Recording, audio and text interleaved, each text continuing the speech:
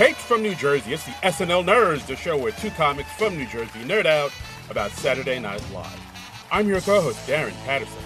And I'm your co-host, John Trumbull. John Trumbull, how are you, sir? Post SNL 50, how you feeling after? You coming down from that high? Ooh, yeah. I mean, it was a lot. We had a lot of specials. We had a lot of stuff to get through. We had a lot to talk about. Yeah, it was a lot. It was fun though. It was fun. I enjoyed it. And today we're kind of excited because we've got a guest with us in our virtual studio. We have a friend of mine going back a few years now. We have from a podcast I've guest starred on a lot, Cheerscast. We have my friend Ryan Daly. Welcome, Ryan. Thank you very much for having me. Hello, guys. Yes, John is calling in his chit. I've had him on Cheerscast many, many times, and he's finally like, "You can probably pay me back now." Yeah. This is one of those things where it's like, oh yeah, we probably should have had you on sooner than this. And yeah, sorry. Hey, a lot of people want to get on this podcast. We're a very hot commodity. So understandably, yeah. But Ryan is nice enough to have me like guest on Cheerscast like about 2 times a season. And that's probably average, too. Yeah, and he reaches out. I've been on since like the second episode, as I recall. So yeah, he reaches out to me and he's like, "What episodes do you want to do from this season?" I'm like, "I want to do this one, and this one." And he says, "You can't do half of those because somebody else is already doing them." Aww. And I'm like, "Okay, I'll settle for this one." Womp womp. But we have fun. You usually get the ones you want, or at least I usually do. I'm one of the 500-pound gorillas of the Cheerscast world, I think. Very nice. So so Ryan, welcome on our little podcast, SNL Nerds. So like we do with all our guests, we like to sort of find out about how much of an SNL nerd fan are you? Find out your SNL origins story. Are you a casual fan? Are you a diehard fan? Do you have a favorite era, cast member, sketches? Tell us, what was your SNL origin story? These days, I would consider myself more of a casual fan. It's been actually a long time since I'd watched a full episode of the show. Get out. Yeah. Yep. But I do. I watch a lot of clips, and like anytime like one of the segments goes viral or there's a lot of talk about it, I'll watch those. I actually watch a lot of the opening monologues, even if I don't see the full episode after that. And some of the musical performances, I tend to get more into those.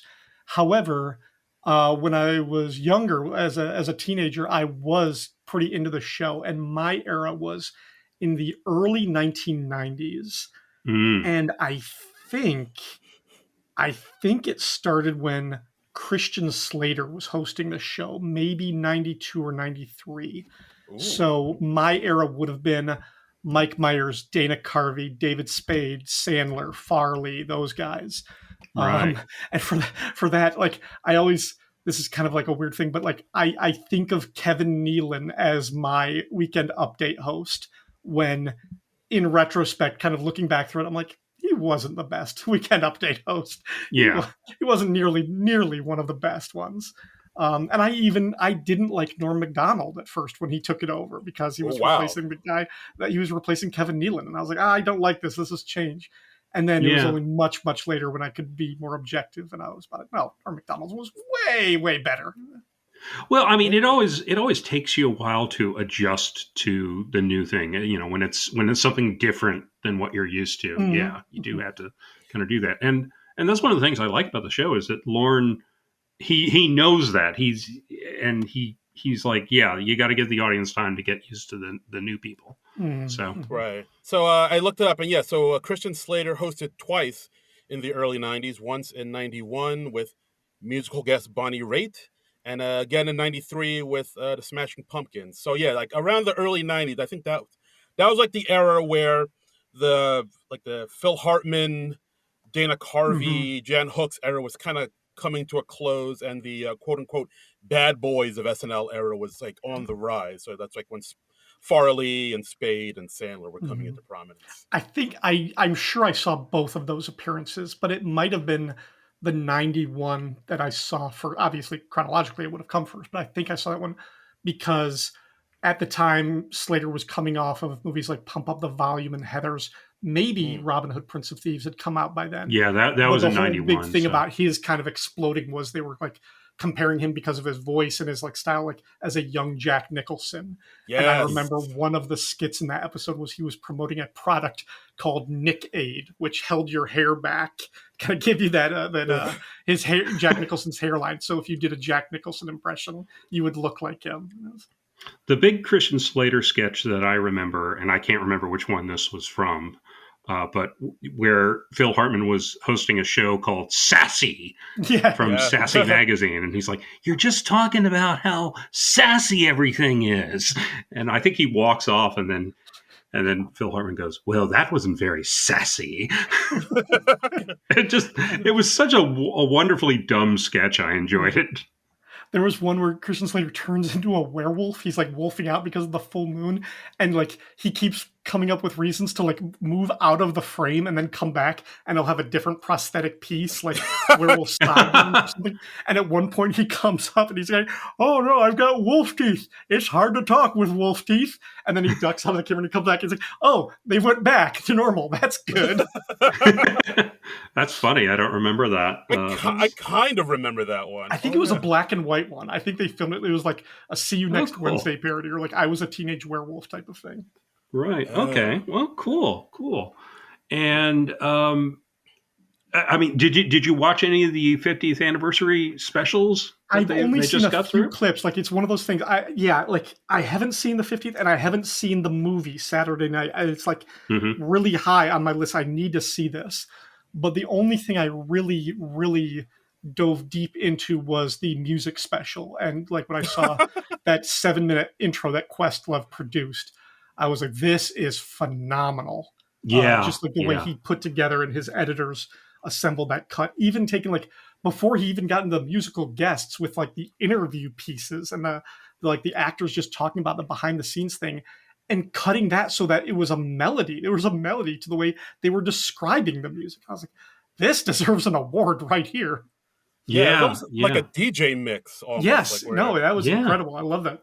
Yeah. That was, I mean, I found that so impressive. And I was telling Darren before you came on that NBC has already repeated the 50 years of music special, and it got a higher rating on the rerun than it did on the first airing. So I guess there's a lot of word of mouth, and certainly our YouTube posting on that episode has been very popular. So there seems to be a lot of interest in the music special. I guess because everybody has an opinion on music, or even if they don't watch the show. So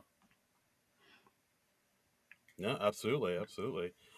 So that's your origin story. It's fantastic. But we also have some SNL news that recently came in. So we got our first host post SNL 50. Yes. NBC confirmed it. It's coming back March 1st. We're getting Shane Gillis back for a second time hosting, and Tate McRae as a musical guest. Shane Gillis hosted last year, very controversial pick. So he's kind of coming back again to bless us with his comedic stylings. Because he kind of infamously was announced as a cast member in 2019. Around the same time that Bowen Yang was coming onto the show, I recall. And then like things that Shane Gillis had said on his podcast kind of came out. People did a deep dive on the podcast, a lot of controversy, and he ended up getting fired before he even did one show. Got fired his day off. Yeah, like inside of a week. So yeah, but I mean, it doesn't seem to have hurt his career at all. If anything, it probably helped it, because like now he's like playing theaters, and he's like has this huge following. He's in Bud Light commercials with Post Malone. Yeah. He's doing really well, and I'm sure that probably is one of the reasons why Lauren wants to have him back, because he has like a huge following and a huge fan base, and maybe Lauren wants to siphon a little bit off that and bring it into SNL, because like I mean, to be honest, like the first time he hosted, I think we both thought his episode was okay. It wasn't anything really to write much home about. Like the biggest sketch that we both liked was Cut for Time, the Limu, Emu, and Doug. Oh, I was forgetting that was a cut for time sketch. Wow. Yeah, it didn't air. It didn't air. It was like the best thing all night.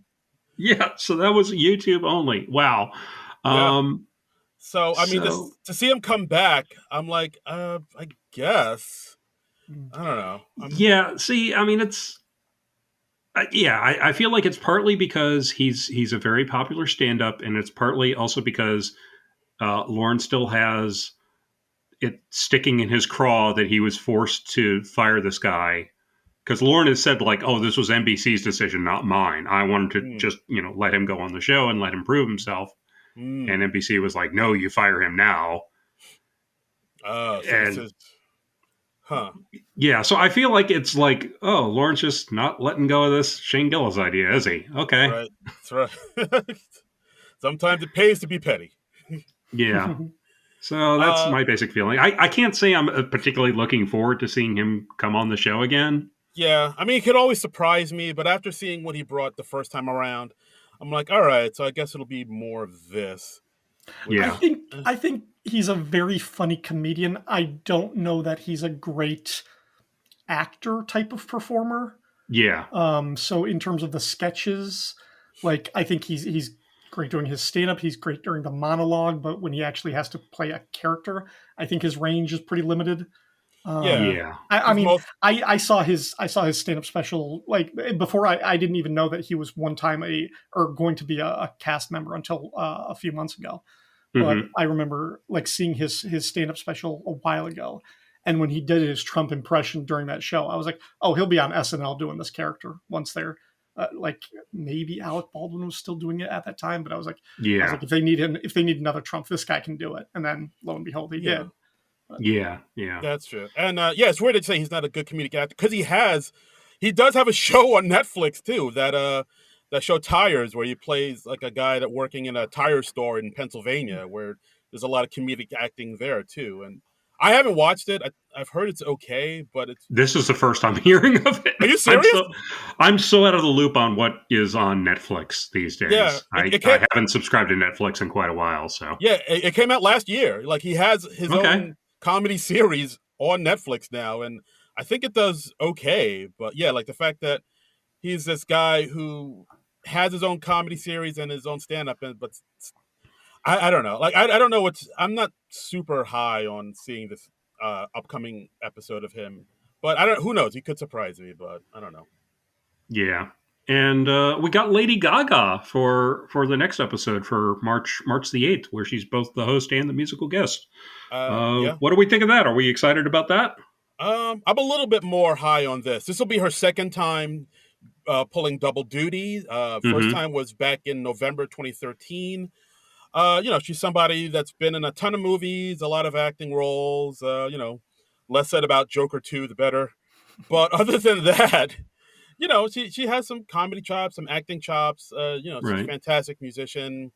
Everybody in the cast, seems to like her. So I feel more high on that than I do the Shane Gillis episode. Yeah.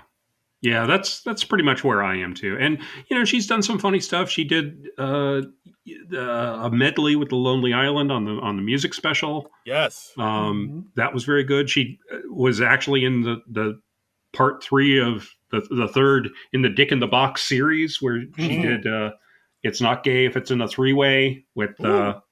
with Sandberg and Timberlake. So yeah, I feel like she can be funny. She can be. She can be. So like I'm a little bit more interested in that. Like part of me thought she kind of got the gig because maybe Lauren, like you said, Lauren probably knew there'd be a little bit of backlash to having Shane on. So they're like, oh well, I also have Lady Gaga and you guys like Gaga, so it's like the same way when they had when he brought back Chappelle, but then right after Hmm. Chappelle we got Chalamet. So it's Mm, like one of those things to sort of a little bit of sugar with the sweet or salt yeah, with the salt with I the sugar. personally for the 50th, I want to see more. I want to see more comics, and I want to see more comedic actors come on. I want to see more former cast members come on. Mm. I think Bill Murray has said, "Yeah, I'd like to host this year," and I'm like, "Yeah, absolutely, Bill Murray should host this year." Yeah. I mean, I thought his weekend update death segment on the SNL 50. I was like one of the best parts of that Hmm. evening. I thought that I really liked that part he was in. So Yeah, yeah, and I mean, I want to see Keegan Michael Key come back. Mm. I want to see some new people on. So, Oh, but fingers we'll crossed. see. Yeah, the booking department doesn't call me much to get my opinion. What? Do they not have your number?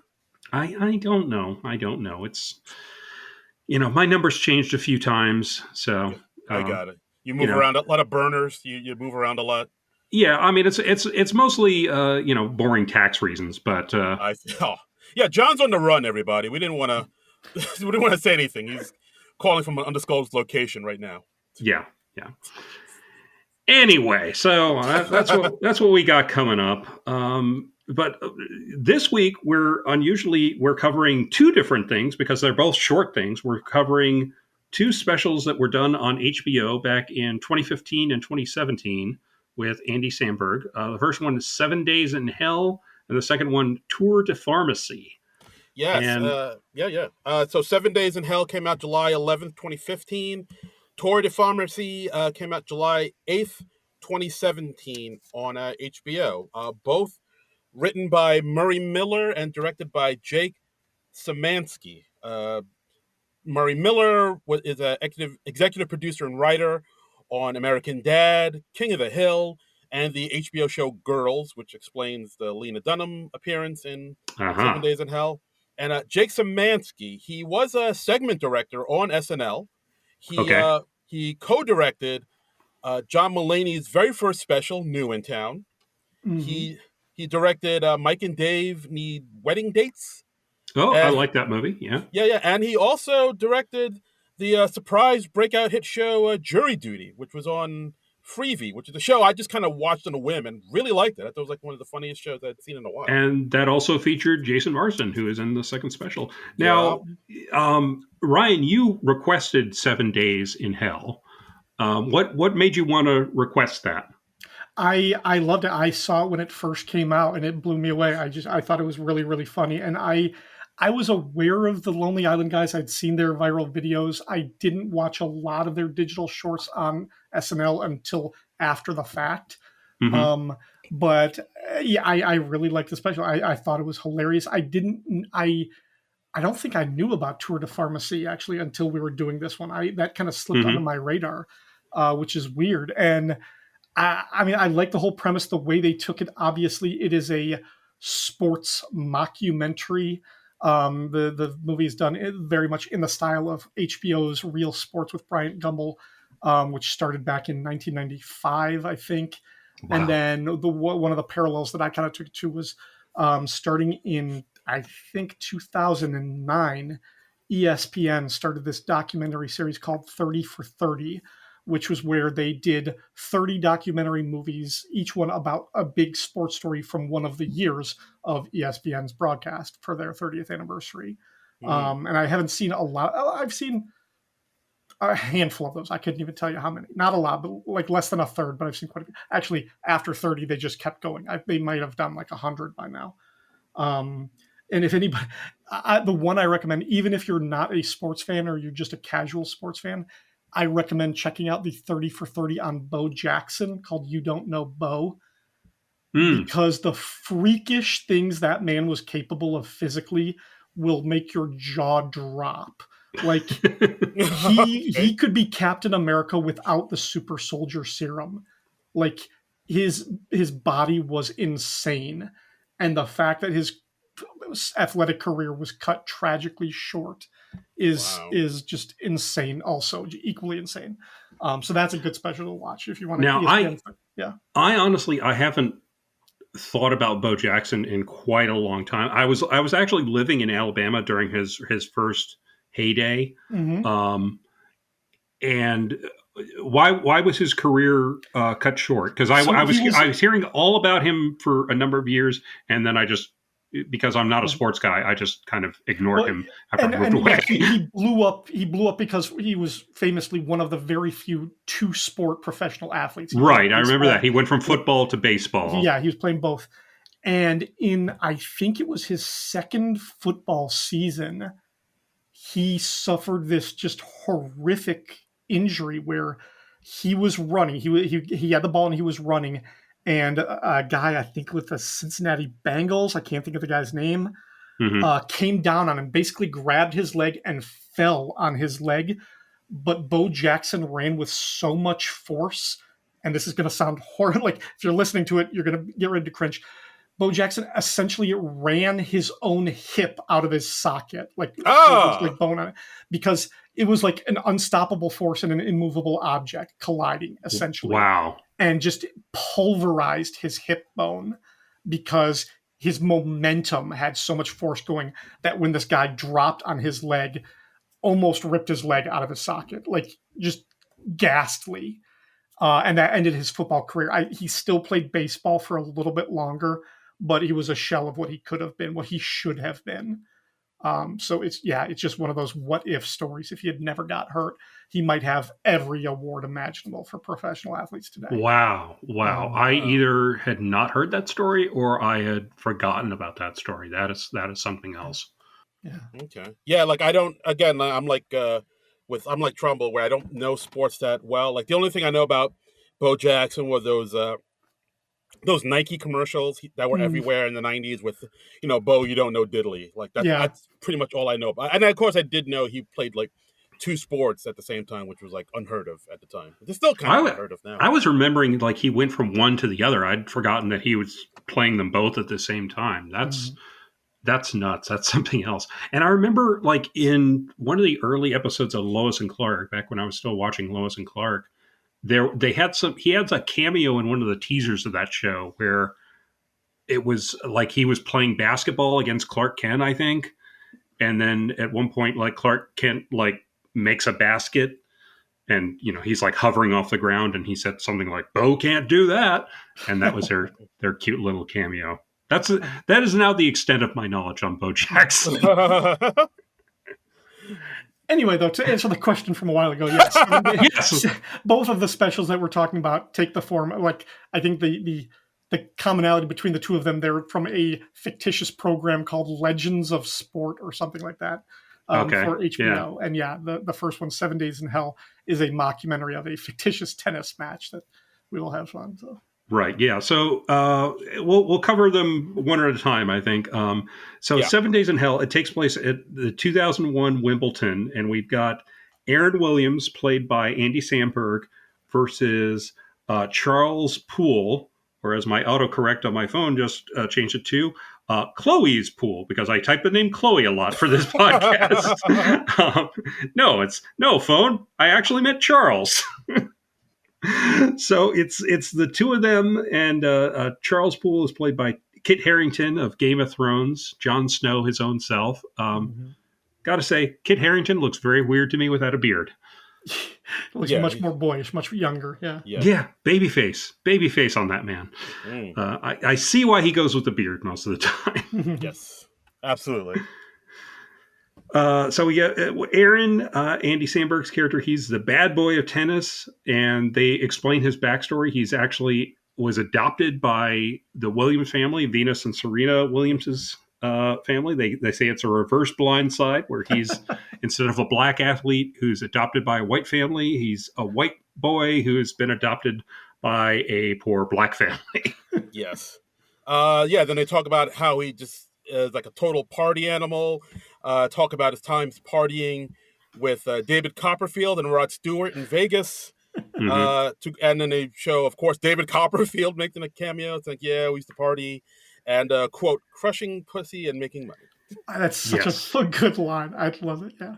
Throughout both of these specials, but in particular, like one of the highlights is they have real, actual, authentic celebrity cameos alongside, fictitious cameos. So they have like Will Forte is a sports historian, a tennis historian, playing his own part. But you also have Serena Williams, for one, Soledad O'Brien, Jim Lampley, John McEnroe, and David Copperfield. And that line, just like, because they get them to say these things you would never imagine these people to say if in a different context. But David Copperfield's just saying partying every night for 10 years, just crushing pussy and making money. It's like, oh my God. Wow, like, that made me laugh out loud, because like I did not expect to hear David Copperfield say that. I was like, Jesus. Well, honestly, some stuff has come out about David Copperfield since the special has been done. So I was somewhat less surprised.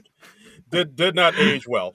I'll just put it that way. I was somewhat less surprised. I was like, I was like, oh, I see why this part appealed to David Copperfield. Yeah. Yeah, when he said that, it came from a real place. Yeah. Plug the name David Copperfield minus Charles Dickens into the search engine of your choice, and you're in for some interesting reading. Oh my. But yeah, I also like the part where they talk about how Aaron is a very good tennis player and how he almost won Wimbledon last time, except for I think he got 3 aces on a guy, and so when he went to serve the 4th ball, he accidentally ended up killing a man. He killed one of the linesmen. Yeah. Yeah, he hits the guy, but they explained that he doesn't die from the force of the ball that hit him. It was because he had a heart attack. From the ball, so yeah. From the ball hitting him, yeah. So he still died. Yeah. But as professional tennis player John McEnroe says, if you asked me if Aaron killed him, I'd say, kinda. Yeah. John McEnroe does a lot of cameos, man. He does. Yeah. I guess that's his main career now. It's just doing comedic cameos, like sending up his image and playing a caricature of himself. Yeah. Yeah, Aaron. I'm assuming from the wig that Sandberg's in, I'm thinking he's modeled after Andre Agassi, at least to a degree. A little bit, yeah. There was definitely kind of like the celebrity party, like hunky bad boy of tennis was definitely Andre Agassi in the 90s. Yeah. Yeah, because he's got the mullety thing going on. Yeah, it's like a big Joe Dirt type of pompadour happening there. Yeah, like if Rod Stewart was playing tennis, that's what he'd look like. Yeah, awesome. So, and so Aaron accidentally kills this guy, and after that happens, and they're wheeling the body off, he goes on this rant. He ends up pushing the Duke of Kent over, which I didn't realize until I read the credits for this. The Duke of Kent is played by Howie Mandel. Yeah. Which is why I haven't seen him do any acting like this in a while. It seems like he just kind of hosts and judges game shows now. So to see Howie Mandel, just oh shit, Howie Mandel. Yeah, he's got that Deal or No Deal money now. So I guess he only has to do that stuff if he has to. And I'm assuming he still does stand up. I'm not really sure. He's got a podcast, so he's got a pretty good podcast where he has a lot of comedic guests on his show. So that's the one where he had Bill Burr on, and then he brought on Billy Corrigan from the Smashing Pumpkins because the internet was oh, are these two guys related because they kind of look alike? Bill Burr and Billy Corrigan? Yeah, the internet's so weird. I think because both of them don't look alike. Internet, what the hell are you doing?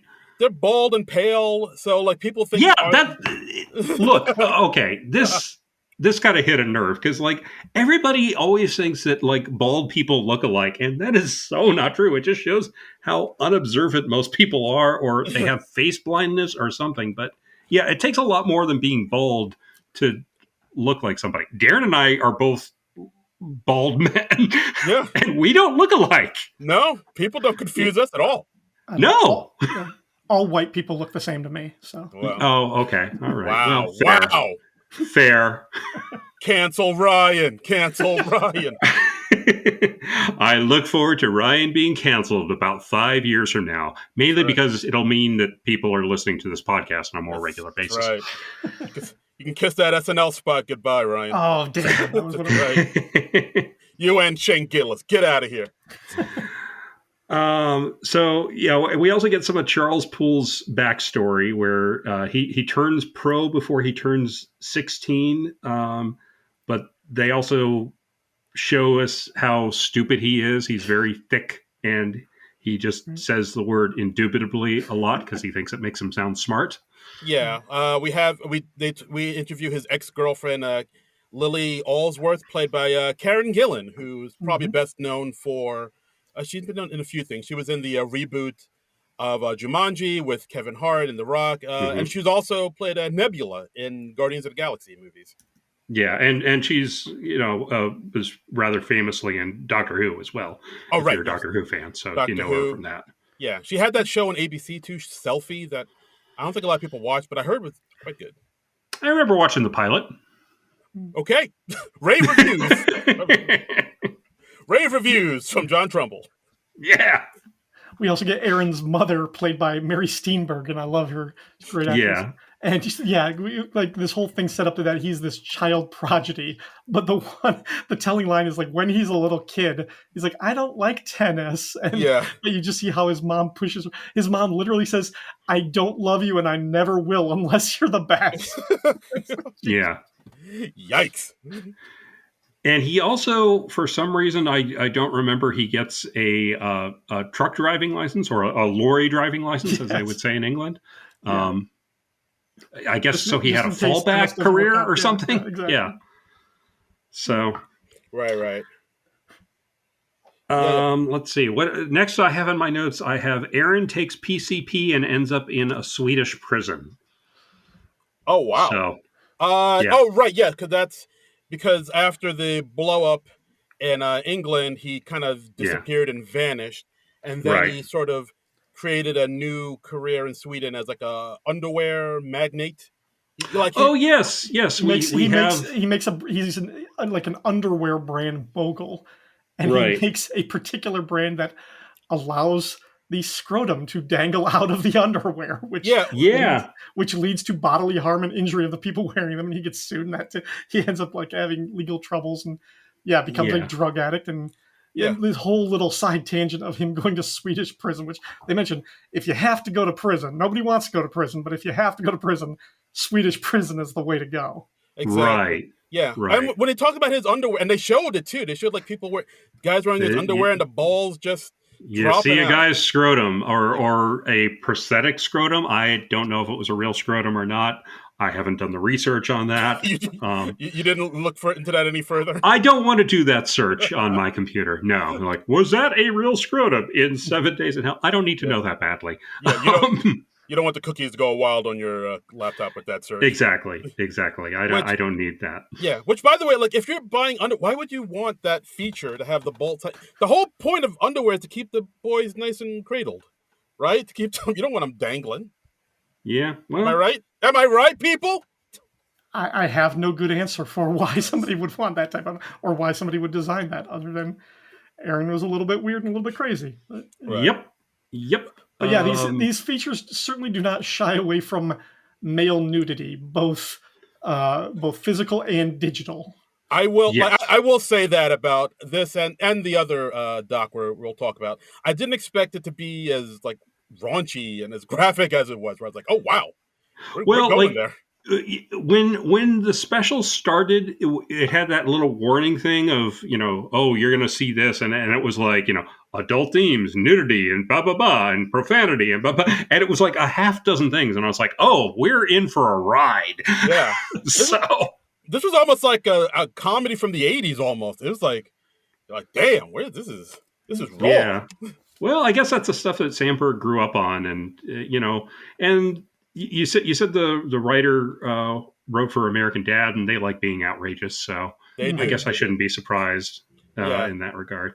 And I also like this one part in the in this doc where they show the courtroom sketch of Aaron, fighting for getting sued for all this money and going to prison, and then the courtroom sketches are like kind of drawn in like Disney style.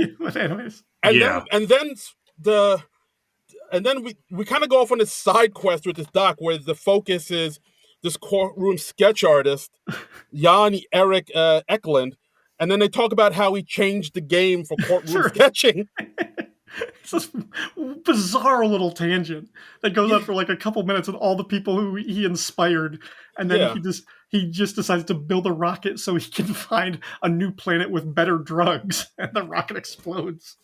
Yeah, I mean, I don't know about you, Darren, but I don't care for media where they go off on wild tangents in the middle of a discussion. I was going. I'm way against that personally. As a podcaster, I'm laying down the law right now. I see what you're doing there. Yeah, clever. But yeah, like I thought that was hilarious. Where they're like, I think because we also have Fred Armisen in this as a character, as a British person. Yes, a British person, Edward Pudding. Thank you, right? And then talking about this courtroom sketch artist, where it's like, yeah, because before him, all courtroom sketch artists were just all black and white and boring. And then he said, I'm going to make this a little bit more fun. So he just added like cartoon raccoons and made it look more Disney. And he inspired this courtroom sketch revolution renaissance of all these people doing like abstract courtroom sketches and almost like Picasso type of courtroom sketches. Uh, they went on a tangent with that one. I was like, this is pretty hilarious. They did. So Aaron, he ends up seeing an interview with Charles where Charles is asked if he thinks he's a better player than Aaron ever was, because Aaron's been out of the game for quite a few years at this point, and Charles just says yes without even really thinking. And that Aaron finds this so upsetting that in the Swedish prison, it actually interrupts the weekly all-male orgy that they're having. Wow. Yeah, and the digital reenactment. Yeah. My God. Just so much flesh, so many penises. I wrote in my notes, I was not expecting an all-male orgy, because we actually have like computer animation of this. And you know how some how the news in some foreign countries, like I think like Korea or Japan, they'll do animation for certain stories, and it gets very weird and very out there. That's what this is with the all-male orgy in the Swedish prison. Yeah. Yeah, like I think at one point a guy's like spinning on a dick. It's like I remember them all being in a circle, and they're all connected through their genitalia. And yeah, one guy's spinning on like a record on a turntable. Yeah, it's a lot. It's a lot. I'm like, Jesus Christ. And when Aaron makes his escape, his digital penis is like 3 or 4 feet long. It's like a tail, or like Indiana Jones's whip. It's just kind of flapping. It's flapping so much, it knocks into birds that are flying past. Yes. Yeah. And then it goes. I love the line, and just like the Swedish news anchor, he's just talking about it. He's in accordance with Swedish law. By escaping, he is now a free man. Right. That was funny. I did like that. Yeah. That's all it takes. Yeah. He escaped jail, so he's free and clear. And free to go. Apparently, America is adopting that law now too. Ooh. So, hey, congratulations, America! We're learning from Sweden. Trumbull gets political. Let's do it. So. Oh boy. So we got. He's out of jail. So we set up a match between Aaron Williams and Charles Poole to determine who is the best once and for all. Right. And we go through this, and as they set up it from the beginning, it's a 7-day match. And honestly, I was expecting, when I watched the trailer of this, I was expecting, when they said it was like a 7-day match, I thought it was going to be 7 days uninterrupted of them playing day and night for 7 days. But no, they're taking breaks and stuff like that. And I was a little disappointed with that. I was expecting it to be. This is a weird thing to say about this special, but I was expecting it to be a little more absurd, and they were going to literally play for 7 days. Yeah, what's up with all this realism in this thing? Yeah. So that was something that surprised me, but it does get very absurd in other areas, so I guess I shouldn't complain. Right. And this match, the conceit is that, Charles Poole is like ranked number 2. This is supposed to be the event where he's the first British tennis player to win Wimbledon in 30 years. Like Aaron has been out of the game for 6 or 7 years at this point. He's not in shape. This is supposed to be done in 20 minutes. But things keep interrupting the game. Like first it's the weather, and then Aaron gets his energy back by just doing a lot of cocaine that he has sprinkled throughout the court. And then other things like a pair of streakers that turns into its own little orgy on the court. All of these things just keep interrupting and delaying it so that it turns into a 7-day match. Yeah. And we're tracing through this thing day by day. And on day 4, there is, when Aaron is rather depleted, there's a female streaker who comes onto the field. And, we actually see this woman who's like topless, like basically wearing an apron in her front. Mm-hmm. And we see Aaron approach her, whisper something to her, and they're like, well, whatever he whispered, it must have been good, because then he starts having sex with the streaker for 4 hours. Wow.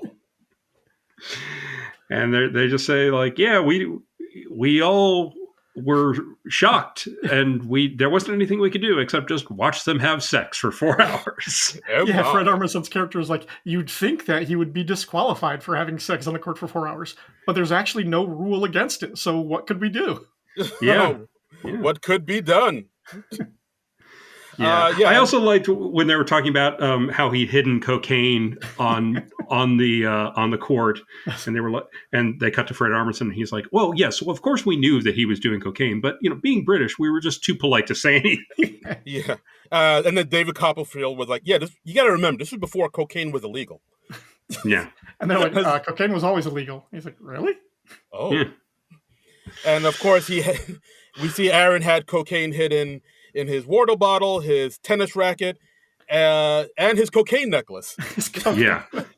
You see him with a cocaine spoon, and the lines on the court had cocaine. And the white lines on the court, yeah. Right, and so after he has sex with the streaker for 4 hours, there is a male streaker who comes on to the field, and it's played by I didn't write down the name of this actor. He's also a comedian, I know. And I've seen him on How I Met Your Mother. He played Punchy on How I Met Your Mother, and he was on Drunk History. And I look at him and I'm like, oh, it's Punchy from How I Met Your Mother. Punchy? Okay. Yeah. Ted Mosby's old friend who always punched him.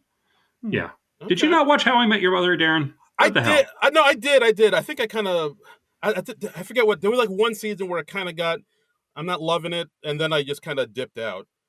But I the first few seasons I really liked. Yeah. But I think the quality dipped, and then I dipped. All right. Oh, okay. Chris Romano. That's the one. That's the guy I was thinking of. Thank you, Darren. Yes.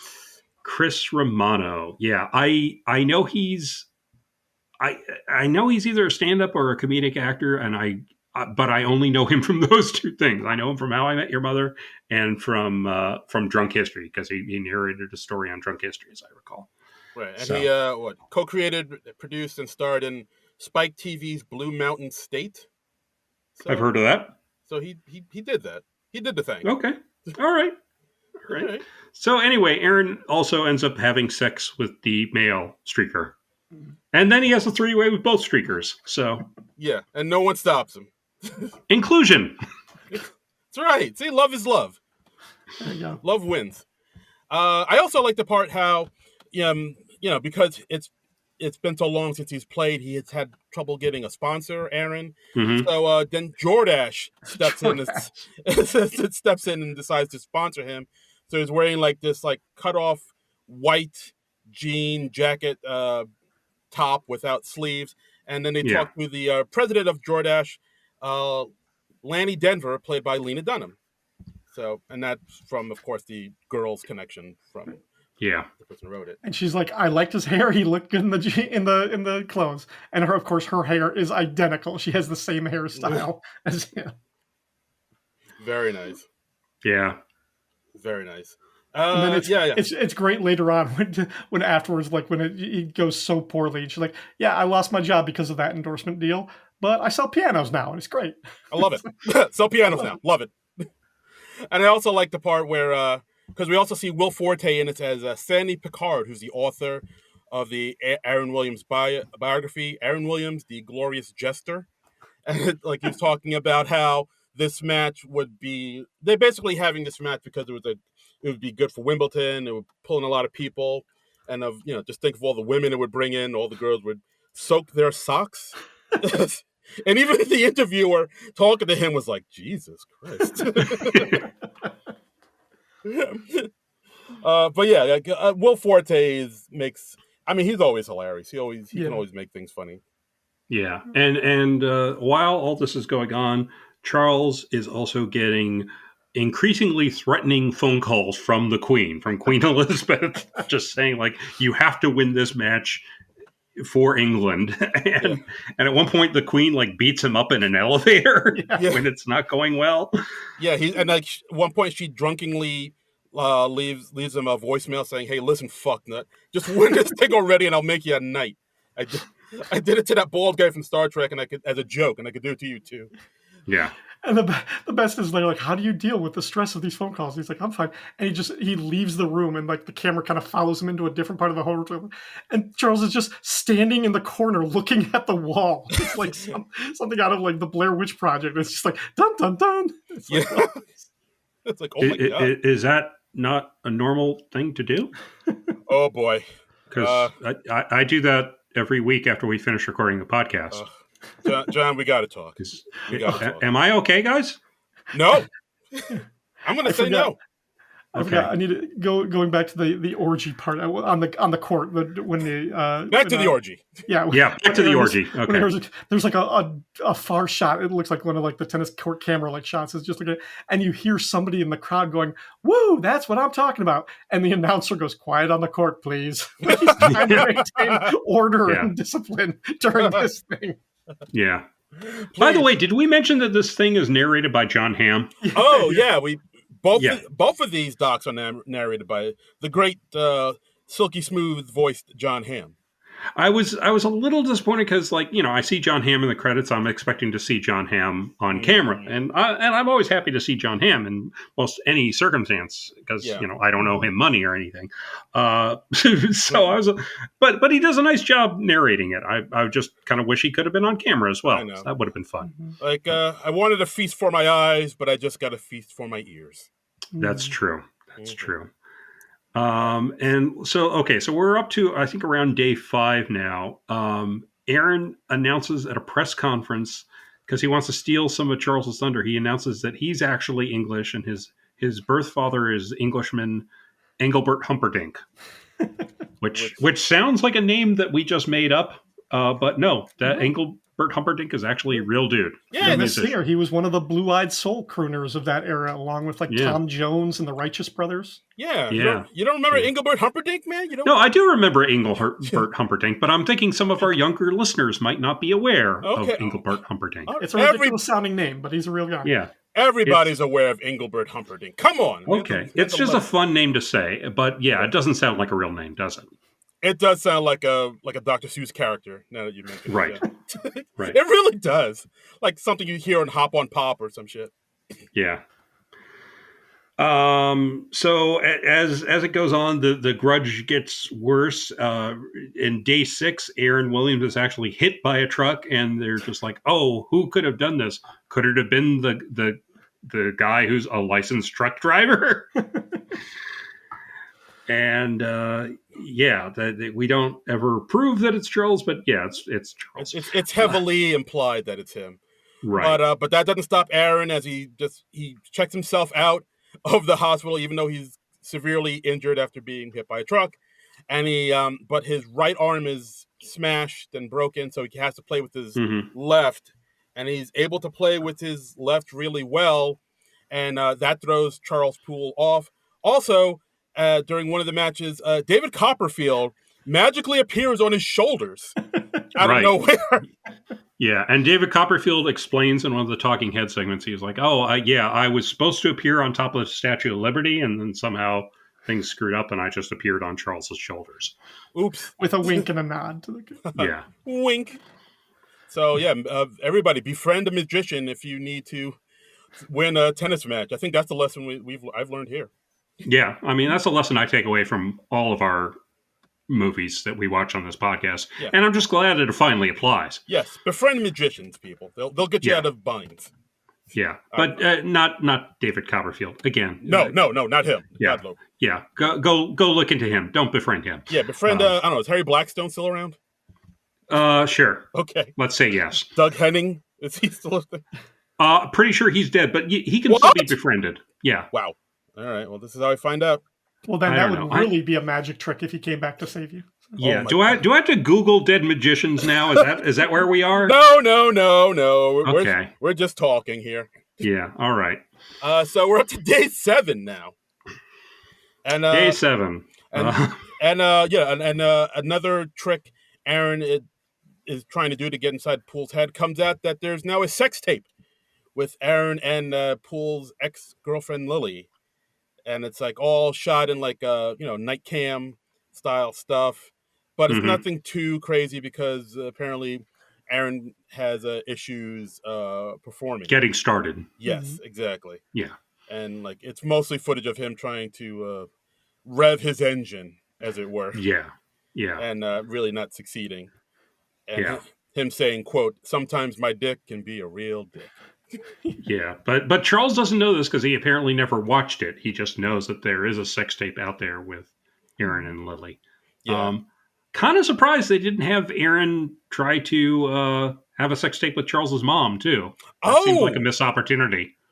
That would have been good too. That makes sense. Yeah, I was just like, okay, I mean, yeah, screwing your ex-girlfriend. That's like some Drake Kendrick Lamar shit. But screwing your nemesis's mom, that's hardcore. That's Machiavellian. Yeah. Especially if you're high-fiving her the entire time. Yes. Right. Yes. Yes. Yeah, because like Mary Steenburgen is in this. She doesn't have that much to do in this, though. No. Yeah, I don't feel like Mary Steenburgen had a big opening in her schedule or something. I did read that this was shot in like 3 days. Oh, okay. Yeah, that makes sense. Yeah. So, maybe they only had Mary Steenburgen for a limited time or something, and she couldn't star in a sex tape. But yeah, that makes sense. That sounds weird just now that I've said it out loud, but makes sense in context, I think. It does. So, so that sends Poole over the edge. He attacks Aaron during a press conference, and then we find out that, oh my God, Aaron has been actually wearing a wig this whole time. And he's been balding since he was 13. Yes. And I think Chris Everett says in an interview, like, yeah, if you're gonna wear a wig, why would you wear that wig? So, and then Lena Dunham's character, if you're gonna wear a wig, that's the one to wear. Yeah. That's the one. So then we go to our final match, day 7. It's the two of them really hate each other. We see the Queen shows up, played by the great June Squibb. Mm-hmm. And it's getting heated between them. I think at one point, Aaron makes like he puts his hand on his face to make like a gesture, a cunnilingus gesture towards him. Mm-hmm. Yeah. Which really gets him, which is really the last straw. And he just wants to fight him. And the Queen declares, let them fight if they want to fight. Right. Well, and also Aaron gives the finger to the Queen, and the Queen gives him the finger back. Doubled. With both hands. Bang, bang! Yeah. So. Yeah, it's great. Security is holding the guys back from fighting. And the Queen, like a Roman emperor, is like, no, let them fight. Yes. And then the two of them just run at each other with their rackets. They smack each other in the head at the same time, killing each other, and they both fall to the ground. Yeah. And then they detail that they're buried together in the same coffin for some reason. Which is, wow. Yeah. What an ending. Yeah. And then they cut back to like old interview footage of them both where they're both professing their admiration for each other.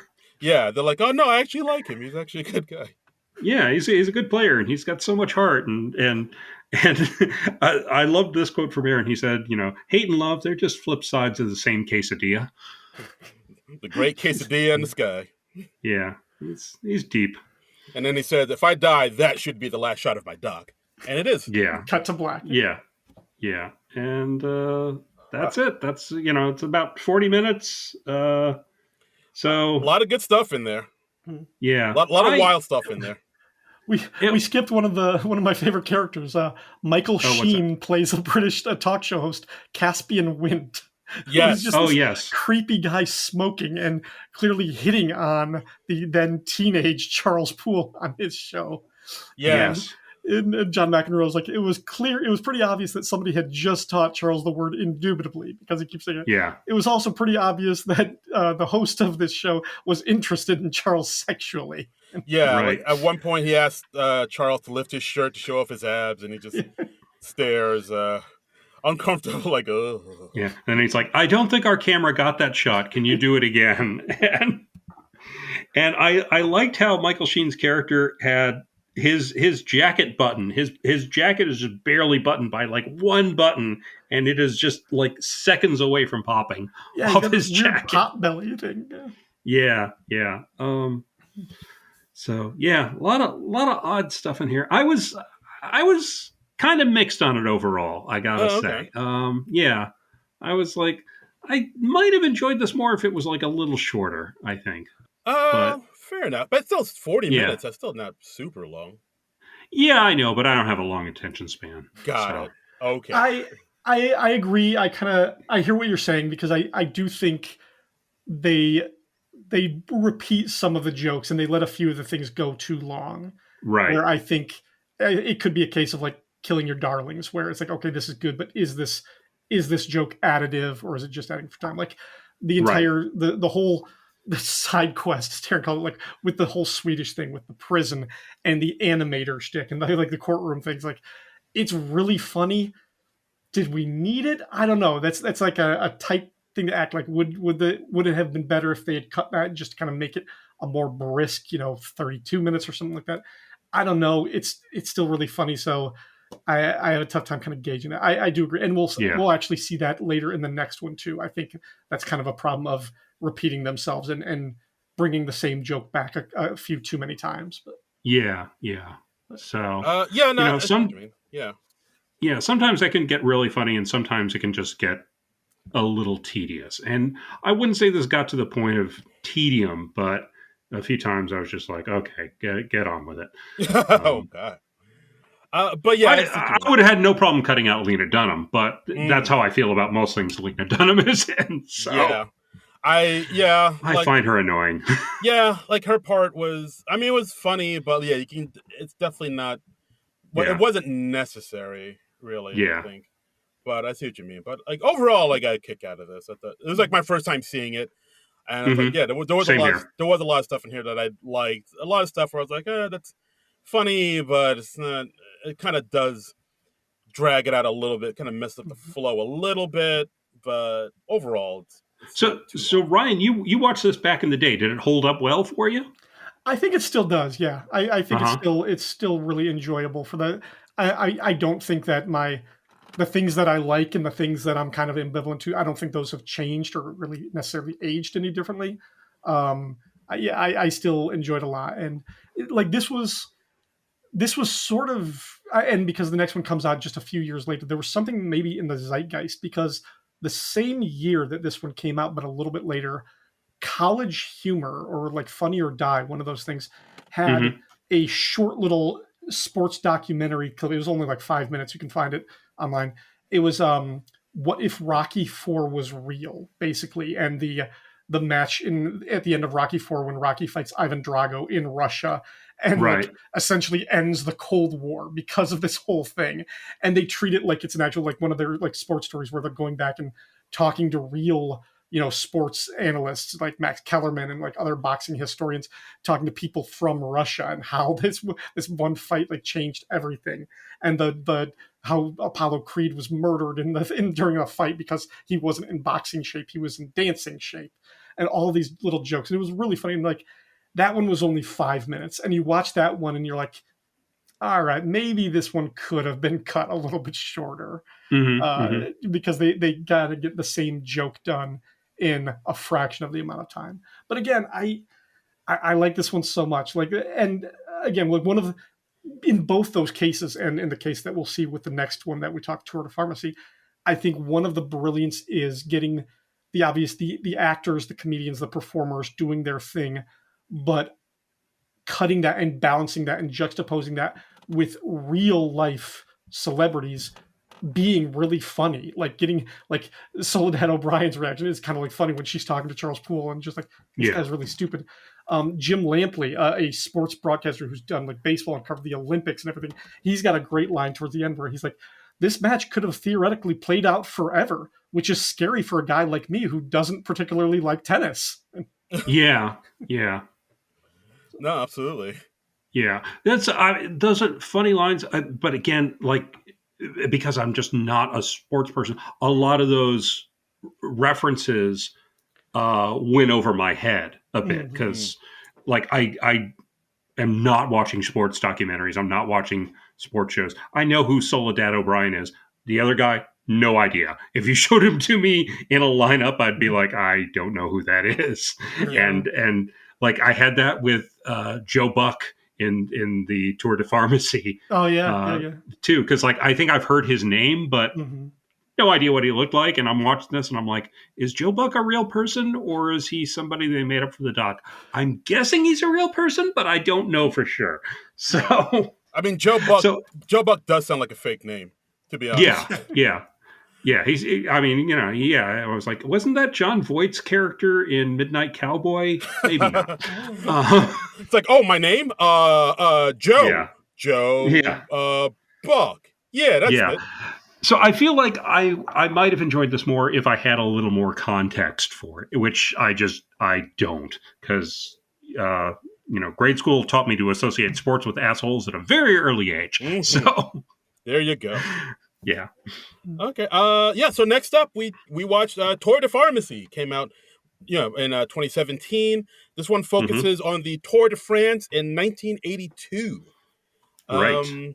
It starts off with the death of one of the bikers, Juju Pepe, played by Orlando Bloom, who's an Italian Legolas, Italian cyclist, and then it goes back into the whole. Well, first of all, like we did talk about how he was Juju Pepe was on a lot of drugs, 27 different drugs, performance enhancing drugs. They list them all, and they also say that while he was cycling in the Tour de France, he was peeing while he was cycling, which the narration assures us is a real thing that cyclists do. Yeah, I was like, I didn't know that. I was wondering that. Is that a thing cyclists? Because I mean, if you are in a race and you do have to pee, like you can't pull over and stop, right? So unless you have like a catheter or something like that, so we can pee on the go. I guess you can, but it will cost you time. So I wonder, apparently what they do is they just pee on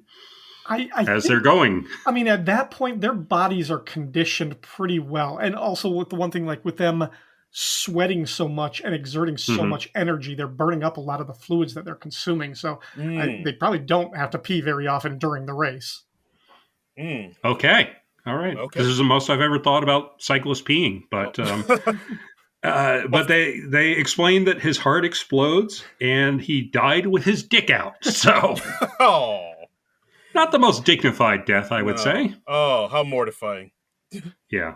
Then we get an interview from Stu Rickman, who's the current head of the World Anti-Doping Agency, played by Nathan Fielder from Nathan for You. Nathan for You, exactly. Like, and I do like how they list all the drugs Juju Pepe was on: EPO, cocaine, insulin, steroids, oxabolone, nandrolone, norethindrone, heroin, oxy, ethanol, and all like it almost. And they're all appearing on screen as he's listing them, which was funny. They just take up more and more columns, and then finally culminated with it had also been proven that he had at least one sandwich from Arby's. Yeah, and they showed the Arby's logo. I liked Nathan Fielder in this, and like, which kind of surprised me because I've tried Nathan for You and I've just watched it, and I've heard like the raves about it, and I'm just watched it, and I'm just like, yep, this isn't for me. So yeah, it's an acquired taste. Like I remember watching that and The Curse, the other show he was in with Emma Stone. And it's like some of it I can get into, but I don't know if it's too dry for me or like he just plays into that awkward humor a little bit too much. Like I enjoy it, but like it's not something I regularly would go back to, I don't think. Yeah. And now, Ryan, you said this special was new to you, right? You missed it back in the day? Yeah, somehow this flew under my radar. And I think it was a weird timing thing where I had HBO around 2014, 2015, and then dropped it for several years. And I think this was during that. And I hadn't heard about it until you guys were talking about it for the podcast. And I was like, they did a sequel, a follow-up, and I kind of think I'd seen the trailer for it at some point in the intervening years, but never watched it until about a month ago. Yeah, I don't think they promoted it that much. And according to Wikipedia, they said this is the follow-up, and according to Wikipedia, Sandberg and his crew looked for a sport that could be displayed cheaply while also having comic potential. I was kind of wondering if John Cena's people tried to get this one buried and didn't want a lot of people watching it. Did you not think it was up to the same level as 7 Days in Hell? I just thought the many shots of John Cena with a penis right next to his head, like right next to his cheek. I was like, I wonder if John Cena's target demo would have a problem looking at that image. I could see that. That's that's not just, a criticism. I think John Cena is an amazing performer, and the things that he is willing to do for the laughs and for the joke, I have tons of. Like I was about to say, I mean, like half of the Peacemaker series, he's in his like tighty whities for comedic effect. So so I have a tough time seeing him draw the line there, but maybe, I don't know. True. And so we've also got other people like James Marsden is in this as a reporter in 1982, and who's reporting on the race. Maya Rudolph is one of the commentators. An interesting thing they do is, because this takes place at the 1982 Tour de France, they have other actors playing the same characters in the present day. So like Andy Samberg's character, Marty Haas, Jeff Goldblum is playing the older version of him in the present day, which is kind of funky. Yes. Andy Samberg, plays Marty Haas, who is representing Nigeria. And like they even explain it, like how saying, his father owns a diamond mine, and he doesn't actually talk to other or associate with other Nigerians, but he's repping Nigeria and a cyclist, and then they talk to other Nigerians who are like, fuck him, fuck Marty Haas. He's a piece of shit. And he also can't tell the difference between Africa and Jamaica because he's talking about how Bob Marley is from Africa, which is not correct. Incorrect. We also have representing America, Slim Robinson, played by the great Daveed Diggs of Hamilton fame. And like he's also that's where I know him from. I was watching him. I was like, he is so familiar. Where do I know Thomas Jefferson in Hamilton? Okay, yeah. That's why he looks so familiar. Thank you. I think he was also in the he was on like the TNT series that was Snowpiercer. I believe he was in that. Okay, yeah. But and this character plays Slim Robinson, who is a nephew of Jackie Robinson, and like his thing is he was looking for another race barrier to break in the world of sports. And like it seems like cycling was the last one to break the color lines, because cycling is pretty white. So it's like, all right, I'll do cycling. I'll be the first. Hashtag cycling so white. Yep. So he is going to be the first black man in cycling, that's a funny idea. I like that. I like the idea that this is the last possible sport he can be a trailblazer in. That's a funny concept. And they have playing the older version of him, Danny Glover, and it's just Danny Glover in a crazy Daveed Diggs wig. Which is pretty hilarious, like Sideshow Bob almost. Yes, very much so. And we have Adrienne Baton, who we find out is actually Adriana Baton, who's disguising herself as a man so that she can compete in the Tour de France. So we got that whole thing, and they're getting questions like, well, what's the toughest part of preparing for the race? And she's like, oh, well, it was definitely shaving my legs, because as a man, I don't do that. I've never done that before. And right. Yes. And Adrienne Baton is played by Freddie Highmore, and Adriana Baton is played by Julia Ormond. So Freddie Highmore with a very lazily penciled-in mustache. That is just nice. Yeah, there are so many cameos in this film. I haven't seen Julia Ormond in anything in a long time. It's been, I mean, I remember her being like everywhere in the early 90s, and then she either like kind of faded away, or I must have lost track of her. I don't know which it was.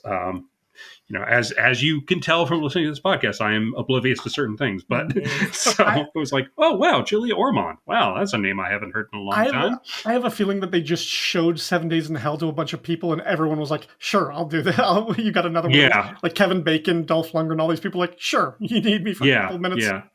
And we have Dolph Lundgren playing an older version of John Cena, which is that's pretty good casting. Gustav Ditters. Gustav Ditters, yes.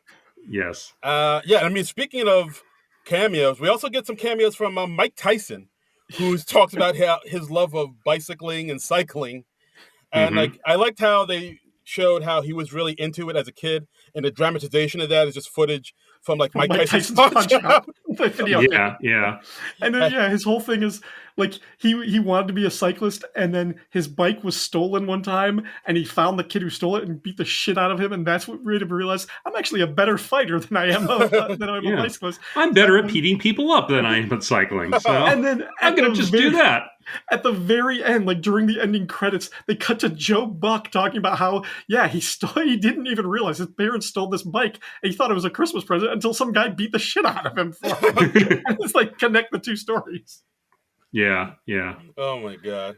Yeah. And we also have a cameo from another notable personality who's speaking anonymously. He's speaking, his voice is altered in the computer, and he's speaking in silhouette, and he's blowing the lid off of doping in cycling. And early on, he gets an alert on his phone, and he checks his phone, and his face is illuminated by his phone, and we see it's fucking Lance Armstrong. Wow. Which, wow. The Lance Armstrong part, I thought it was such a brilliant thing, and they did it too much.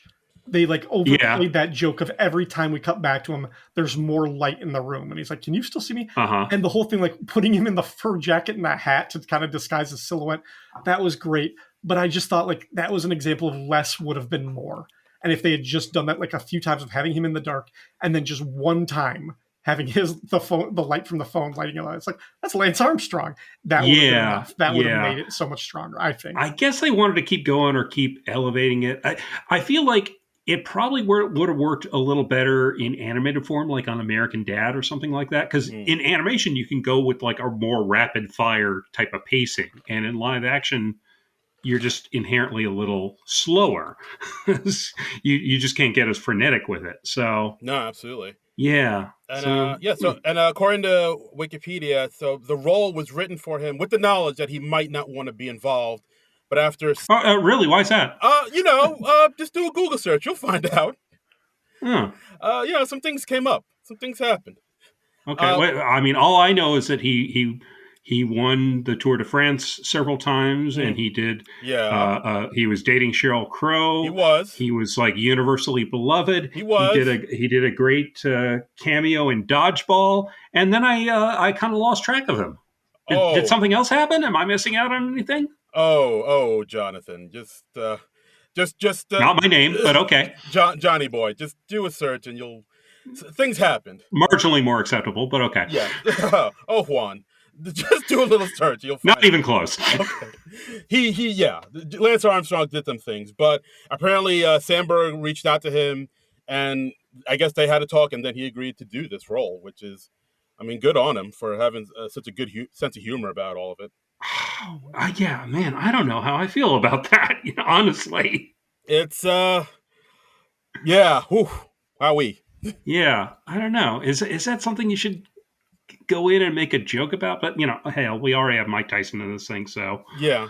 I mean, Mike Tyson at that point, if your career is pretty much like, if you know where you're headed, and something like this could be a life preserver and put you in any other context, I also think, and I wonder how much the game was kind of changed by, I think, okay, when would this happened like a decade earlier. But the Chappelle Show sketch with Wayne Brady, where they actually had Wayne Brady like just demolish his whole persona, his whole public image. That's true, yeah. Which he did not want to do. He was very risk averse and very nervous about that.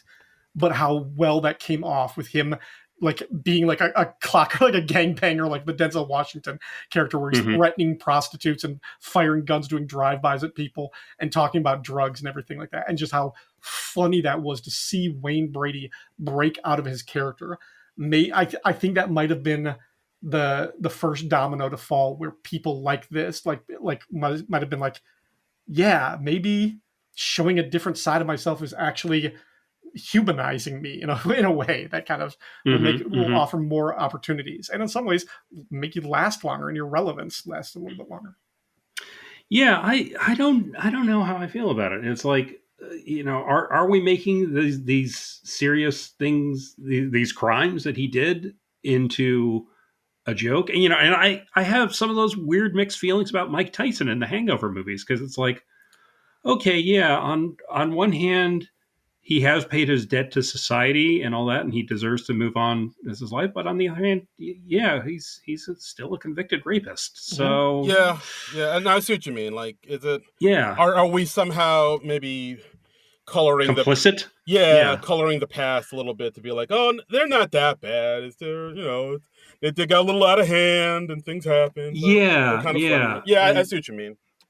yeah, I just yeah, part of me feels kind of weird about making these people who've done these seriously wrong things into more lovable things. And I don't know, am I being a stick in the mud? I don't know. Ah, Like I said, I'm very much of two minds about this. yeah, way to bring the party down, John. I Jeez. know, I know. I'm Wow. sorry. I'm It's, sorry. It's not an unreasonable feeling or impression or opinion, because Yeah, I'm certainly guilty of that, where there are some artists who have done things and it's completely ruined it for me. yeah, And there are other people who are like, okay, I I can judge the art without the participation of one particular component necessarily reflecting that, or yeah, I yeah. can allow myself to laugh at something somebody says, even though I might think they're a despicable person. That's, I mean, there. I don't think there's any one clean cut answer. You might not even have a hard and fast rule about it in your own moral center. There might be some flexibility where maybe it's I because mean, you don't care about Mike Tyson that much, so it's feels sorry. yeah, But if it was yeah. something that hit a little bit more close to home, if you found out that, you know, a Saturday, like I've always, Well, okay. yeah, Let me create a hypothetical. mhm. Let's say there was a widely beloved writer who became famous for writing comics, There and you then go, like there he you go. branched into novels, and his stuff was adapted into movies and TV shows and all that. And let's say there was a podcast and then an article on Vulture that detailed all these heinous things he'd been doing for years and years and years and years. Yeah, that's difficult to reconcile, Yeah, especially when you're a fan of the person. yeah, Uh, yeah. Let's call him Gil Naiman. yes, Gil Naiman. If he did all those heinous things, yeah, fuck that guy forever. But at the same time, like he's still written all those stories that I enjoy, and what do you do with that? It's weird, and I'm getting way heavier than I planned to on this, so Yeah, I wow. apologize, but I felt like I did have to bring this up because I do feel kind of weird about it. Yeah. No, mhm. you feel how you feel, sir. I hear you. Yeah, yeah. But hey, this also has Kevin Bacon, and everybody loves Kevin Bacon, right? Everybody loves bacon. Right. Watch a heinous thing come out about Kevin Bacon like a week after this Oh episode God, drops. no, no, Kevin Bacon, no, don't do it. No, no. Oh, come on. Please maintain our faith in you, Kevin Bacon. Oh, come on, baby. No, Continue being unproblematic. don't do it to me, bacon, baby. We need this. We're disappointed in so much these days. Like, dude, if something comes out about Kevin Bacon, I'll lose my mind. Hmm, Well, I think that's a good same. segue to the credit card commercial that's in the middle of this show. Oh Bam. yes, yeah. With the guy spilling the milk, and then they said it was a Swedish commercial, I think. Yeah, and Yeah, then after he spills the milk and his wife catches him, then he has to go down on her, which he finds very unpleasant, apparently, as she is drinking milk. And the whole conceit of it is people are like, this doesn't make sense, and they're clearly making fun yeah, of foreign commercials that with these weird through lines. But it's like, yeah, the question, like Maya Rudolph is like, why is going down on his wife a payment, and what's it a payment for? yeah. And then, yeah, the Stu Rickman character is like, if you watch, she doesn't climax, which means the debt is not paid, and it never will be. Am I right, fellas? Yeah, And he just kind of looks around the interview. He's like, I'm just noticing that the crew is mostly female. yeah, yeah. I'm not good at oral sex. I was pretty impressed with Nathan Fielder in this. I was pleasantly surprised by him. I really liked it. Like at one point he's talking about how like, oh yeah, here we have to try every drug on our Yes. band list so Oh we know what yes, we're dealing with. And then he says like, oh here are the paintings that I did on these various drugs. And on one he's like performing oral sex on a bear, and on another the bear is performing oral sex on him. That was a very funny scene. That was probably the highlight of the special for me. And all of these paintings are for sale, by the way. Yes, all of them are on eBay. So. That was the funniest part. That was hilarious. Yeah, that was the highlight for me. But yeah, so we find out more about the Tour de France, about how Kevin Bacon plays the UCI president, Dietmar Clerken, and the UCI test the riders for doping. But Dietmar, the president, he got super deep into credit card debt. Yeah. To the point that he owed $16 million to a credit card. So he wrote a letter to all the riders saying that, hey, if you give me $50,000, you won't get drug tested this year. Right. And everybody did that. So it turned out all of the riders in the Tour de France are doped up to the gills. Yeah, and they find that out of the 170 riders, only 5 didn't send bribery checks. Which does not mean they weren't doping. It just means they didn't pay him off. Right. And so the documentary or the mockumentary continues with those 5, and they're called the Fab Five, which then the documentary then explains that there's actually a much more famous Fab Five from some basketball game. Was it the Detroit Pistons? Do I have that right? No, it was a college one. So okay, this is one of my favorite. See, this was news. This was literal news to me. I had never heard of the Fab Five before. If you don't have the context, this will fly right by you. I actually am familiar with this, so this was a lot of fun for me to see. The Fab Five was the nickname of the Michigan Wolverines men's basketball team in 1991, 92, and 93 because they were considered to have one of the highest college entry classes, draft classes. And all 5 of these guys, it was Chris Webber, Juwan Howard, Jalen Rose, Jimmy King, and Ray Jackson. I think 4 of them went to the NBA. 3 of them had very distinguished careers in it.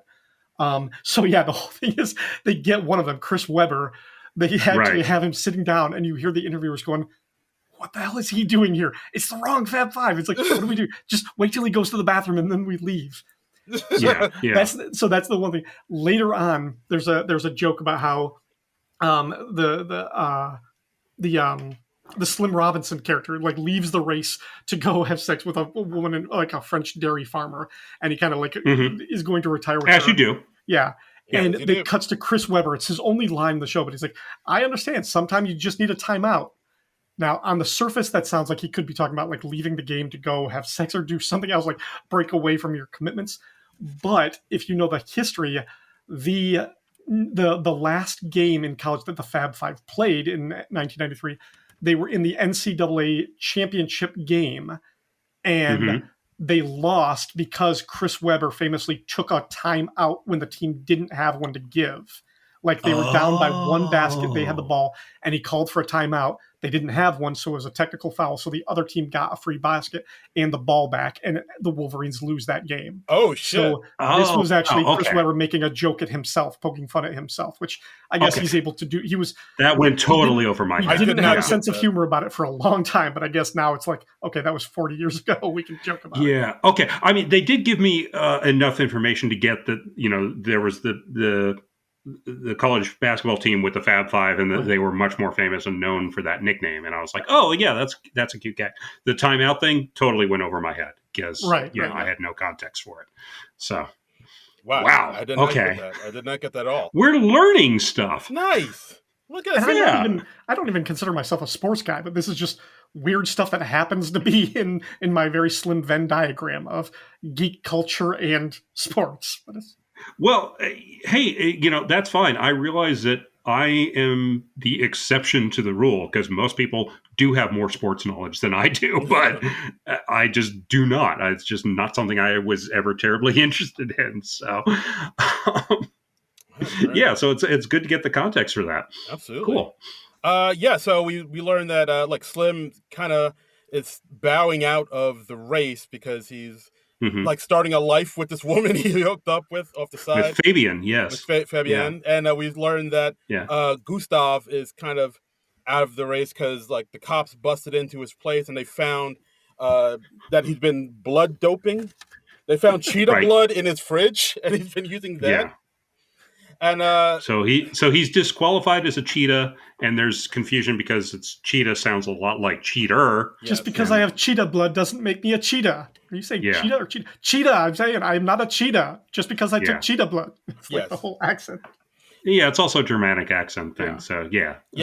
And then the doc goes off on this kind of tangent about explaining about blood doping. It's like, oh, we got to learn about red blood cells. So then we go into this sort of like animations that's like kind of done in like school teaching style animated cartoons. Schoolhouse Rock, like Schoolhouse Rock, and talking about what red blood cells do, and like white blood cells, which slowly become like the white blood cells are cops, and then it turns into a race riot. Then it turns into do the right thing, where it's like the white blood cells are attacking the red blood cells, and then again the doc veers off into talking about the animator of that cartoon, Victoria Young, played by Felicia Rashad, and it turned out that character was working on Sesame Street, and that she was like kind of putting in her race and political thoughts into Sesame Street with this character named Huey Black, which of course was a play on Huey P. Newton.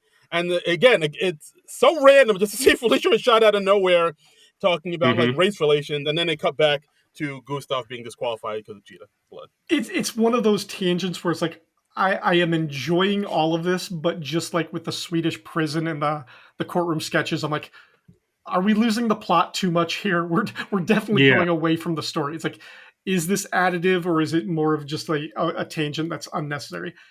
Again, it's a tough call because I still find it very funny. Like the Race Riot animated special is funny. I love seeing Felicia Rashad in this little character. But the best part, you're right, like Darren, when it cuts back, it literally, like after that whole part, you just see Joe Buck going, anyway. It's a very hard emphasis on that word. Anyway, so Gustav is disqualified. It's like the show is aware of the fact that it's like, all right, we got to get back on course. Yeah. And we have, I think, probably my favorite line in the whole thing with Jeff Goldblum as the older Sandberg character. Marty Haas. And Marty Haas, thank you. And he's explaining, this is a sport with literally hundreds of dollars on the line. Dozens of fans. The stakes are medium. That's a brilliant line, because it's just. I liked his line when he was like, "Is there no honor among blood diamond thieves?" Yes, yeah. I mean, Jeff Goldblum is so damn funny. He's good. I mean, he is like almost universally beloved these days, but I still feel like he's a little underappreciated. A little bit, yeah. I'm so entertained by Jeff Goldblum. I'll watch that man pretty much anything. He's good. He's good. I mean, I also liked how in this doc they have Will Forte making another appearance in there as like one of the French cops who accidentally gets pricks himself on a syringe full of amphetamines, and then like it kind of like has like an aphrodisiac effect on him, and he wants the reporter he's talking to stick stuff up his ass. The lead up to that whole thing, because it's caused by a cycling accident. Juju Pepe, before he died, caused this big accident where a bunch of the cyclists fall, and then it turns into a brawl. And we'll talk a little bit about the brawl, because that's the part where one of the cyclists wearing Spanlon, this like see-through garment, which shows off his, and I think Maya Rudolph describes it as a very small, misshapen penis. Yeah, and it's the Punchy from How I Met Your Mother. Yeah, it's the same guy who did the streak. So clearly he's comfortable with his body in that way. But I love when they're talking about when James Marsden's character Rex Honeycutt, who is the reporter who's on site, like touring with them on his bicycle. Which, by the way, James Marsden has maybe the best smile in Hollywood. I don't know why he's not in more stuff. He just got this incredibly charming and infectious look about him when he smiles. Well, he's gotten some appreciation in the last year or two from the Jury Duty show. I think he got an award nomination or two from that. But honestly, like I've seen him. He's in the Sonic the Hedgehog movies, which are definitely that's true. Big money makers. He's in Anchorman too. That's right. Yeah, he was Cyclops in the X-Men movies. One of the better parts of the X-Men movies, I would say. agree. But Cyclops doesn't get any love. But I'm not going to go on a tangent about Cyclops, but I could. he's got this line at the fight where he just says, "And as with every accident near Switzerland, a Saint Bernard is the first responder." Yeah. And he drinks from the little barrel. And he's like, "Oh, it's Mealy." Mealy. Yeah. Oh my god.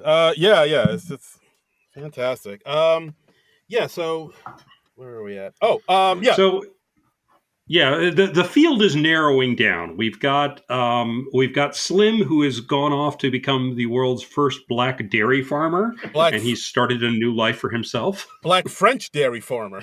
Yes, number one. Pardon me. Number one, baby. And meanwhile, so we've only got Marty and Adrian left. Those are the two left, and as the race continues, they become attracted to each other. And Marty doesn't realize that Adrian is actually Adriana until they pull over to go have sex. Yes. But because Marty is very honorable and he decides to keep Adriana's secret that she's actually a woman, he lets everybody think that there are two men who had sex and they become gay icons. Yes. So first publicly out gay athletes. While in 1982, being in a heterosexual relationship.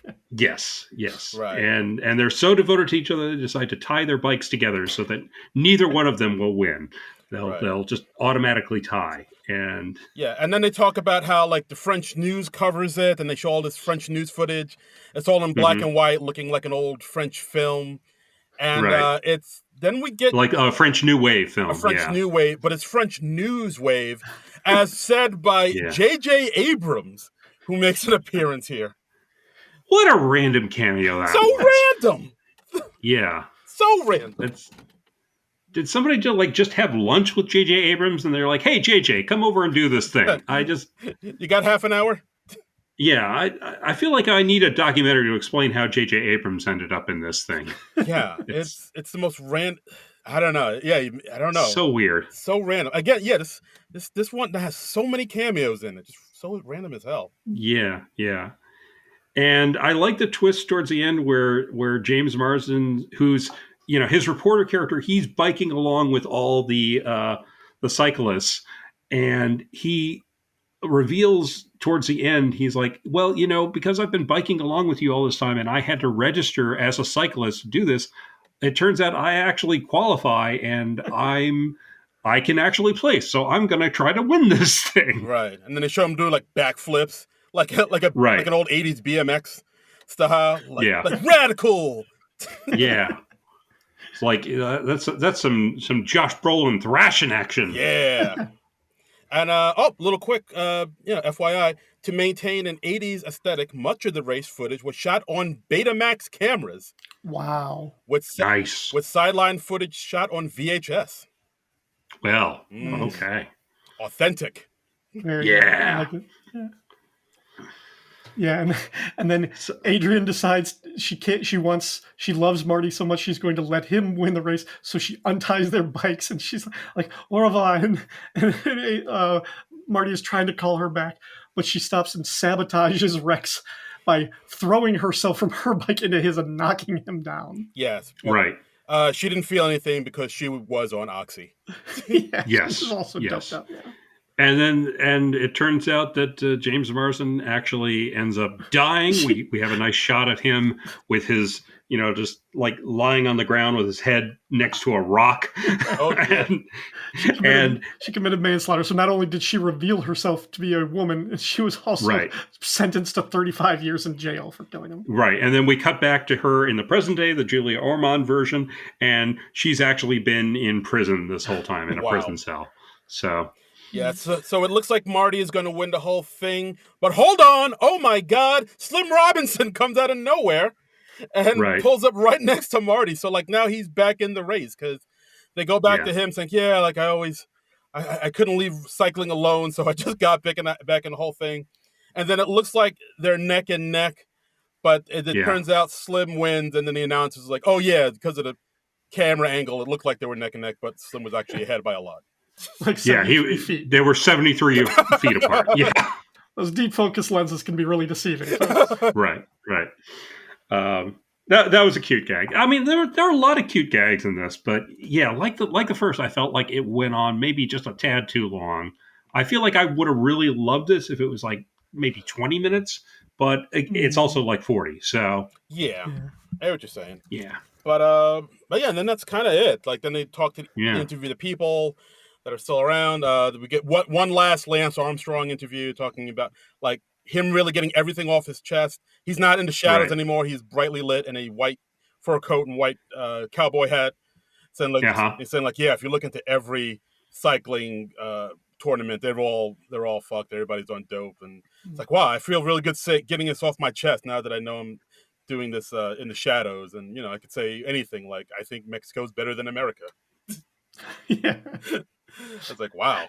Lance Armstrong has one, like just before that, he has a great line when like they're building up to the climax, the final leg of the race, when he's like, the 1982 Tour de France had everything: action, romance, drugs. I was like, sign me the fuck up. yeah. Lance Armstrong saying that, Jesus. I mean, he's not bad at this thing, honestly. No, he is kind of funny, and you know, I liked his cameo in Dodgeball too back in the day. I remember enjoying that. And you could argue that his cameo even got funnier when the truth came out about him. So, very true. Yeah. So that's Tour de Pharmacy. Yeah. I think I liked 7 Days in Hell a little bit more, but Tour de Pharmacy does have it does have a lot of good stuff in it. But like I agree with what you said, John, where it's like, yeah, there's a lot of stuff that kind of drags on a little bit. Like I feel like if you chopped out a lot of stuff and made it a little tighter, even though it's only 40 minutes, it's a quick watch. Like I feel like if you made it like a little bit tighter, you could have really had something on your hands here. I also think, and that, I mean, this was just the nature of this podcast and what you're doing. Watching these two in close succession doesn't necessarily serve them both better. I think that's true. Yeah, they are a little samey. If you watch them like a year or months and months apart as like one piece instead of trying to do them back to back, I think that makes it feel old faster than it should. That's a good point. And really, the main reason we decided to cover both of these is because they're short things. You just suggested 7 Days in Hell, and then we looked at it and we were like, oh, that's only 40 minutes. Maybe we should do this other 40-minute thing. And so that's what we decided to do. So, and that way you get me for twice as long, which is really important. That's right. Yeah. Which, I mean, that's the main thing right there. Right. Like more Ryan Daly, always a good thing. Yeah. And, you know, check it out on Cheerscast. It's an entertaining show, even when I'm not on it. So. Appreciate that. Yeah, but that's our episode. Ryan, thank you so much for doing our little podcast here. Anything to plug, anything to promote, please, sir, the floor is yours. Well, as John has mentioned several times, my main podcast right now is Cheerscast, which is an index show where I go through my favorite TV sitcom of all time, Cheers, going through one episode at a time. I am currently closing in on the end of season 8. I've got 3 more years to go, and that's been a lot of fun. I have different guests every episode. John has been a wonderful guest and contributor on a couple of them. I occasionally have other podcasts, but those are sort of in various shape of hiatus or influx, kind of depending. But all of my work can be found at the Fire and Water Podcast Network, which you can find at fireandwaterpodcast.com, or you can find Cheerscast at pretty much any podcatcher you look for. Yeah. Search for Cheerscast and you can find it. And check out the other shows on the Fire and Water Podcast Network, especially if you're any kind of comic book fan, which I know a few of our fans are. They've got all sorts of cool stuff and all sorts of cool people, and some of whom have been on this podcast themselves. Mm-hmm. So, yeah. Yes. Also, I just remembered, so we put out the word that we were doing these documentaries on our Blue Sky account, and as we let people know, if you want to say something about any of these, let us know, and we'll read it on the episode. We only got one from Stephen M. saying, "I appreciate Andy Samberg, but I prefer him in more ensemble pieces. These kind of dragged," which I think that's kind of the sentiment. I thought these were both good, but could have been a little better. But that's just me. Yeah. I mean, I'd give him a B or a B minus, I suppose. I enjoyed them, but wasn't in love with them. Yeah, so. Fair enough. I'm with you there. And I should also say we heard from our Facebook fan, Shari Fesco, who she commented when I posted the YouTube link for the anniversary special. She says, John, listened as soon as it dropped, as usual. You two were perceptive and hilarious. I want onto that party bus when it heads out. And you and Darren keep up those award-worthy impressions. So yay. Someone likes our impressions. Thank you, Shara. Yeah, I really liked that episode we did. Like that, guys, if you haven't listened to our SNL 50 episode, like go back and listen. I really think that's some of our best work, like hands down, for sure. Yes, agreed. Yeah. Agreed. And while you're doing that, you can also follow us on YouTube, because we put all these episodes up on YouTube at Non-Productive. You can follow, what else can you do? Oh, you can follow us on social media, on Blue Sky at SNL Nerds. You can donate to our Patreon at Non-Productive.com. And you can follow me on all the social medias at Darren Credible, DARIN Credible. And you can follow me on the socials at Trumbull Comic. That's TRUMBULL and the word comic. Ryan, is there anywhere on the social media that you want to plug, that you want the folks to follow you on? Facebook, Blue Sky. Yeah, don't follow me, people. I don't know. Ryan's very antisocial. He's a tough man to get to know. He's a complicated man, but no one understands him but his lady. Ryan Daly. Yeah. I've enjoyed talking about these shows for the last hour and a half or so, but really, like, being compared to Shaft in any way or form really was worth the price of admission for this. Right. Yes. Well, I mean, I've long had that comparison in my head, and it's nice to just finally get it out there, Ryan. Appreciate it. Yeah. Shut your mouth. I'm just talking about Ryan Daly. And I can dig it. All right. So anyway, that's our episode for this week. We will be back next week when SNL returns with the Shane Gillis episode, number 2 in a series. Collect them all, I guess. So join us for that. But until then, nerds out. This has been a non-productive media presentation. Executive producer Frank Hablawi.